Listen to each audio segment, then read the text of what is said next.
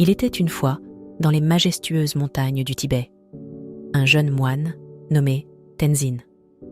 Tenzin vivait dans un petit monastère isolé, entouré de nature et de tranquillité.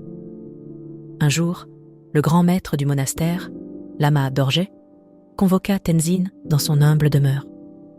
Lama Dorje était un homme sage et bienveillant, et il avait vu un grand potentiel en Tenzin. « Tenzin, lui dit-il, ton voyage spirituel ne fait que commencer. Je te confie une mission sacrée. Tu dois retrouver l'ancien manuscrit perdu du bouddhisme tibétain, qui renferme des enseignements profonds et sacrés. » Tenzin, rempli de foi et de détermination, s'engagea dans un long périple à travers les montagnes, à la recherche de l'ancien manuscrit. Il fit face aux défis de la nature, bravant le froid mordant et les tempêtes de neige. Mais il ne perdit jamais espoir. Après des mois de recherche et d'efforts, Tenzin arriva enfin dans une petite grotte cachée au sommet d'une montagne sacrée.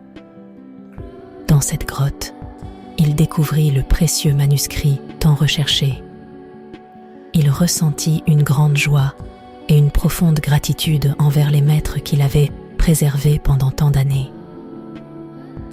Tenzin apporta le manuscrit au monastère, où le Lama Dorje et les autres moines l'accueillirent avec une grande cérémonie. Le manuscrit fut placé avec respect dans la bibliothèque du monastère, pour que les générations futures puissent apprendre de sa sagesse intemporelle. Tenzin avait accompli sa mission et avait gagné le respect et l'admiration de ses compagnons moines. Il continua son apprentissage du bouddhisme tibétain sous la tutelle du Lama Dorje et devint à son tour un maître vénéré du monastère. Ainsi, l'histoire de Tenzin et du manuscrit perdu rappelle l'importance de l'apprentissage et de la recherche spirituelle dans le bouddhisme tibétain, ainsi que la valeur de persévérer face aux défis pour atteindre un but plus élevé.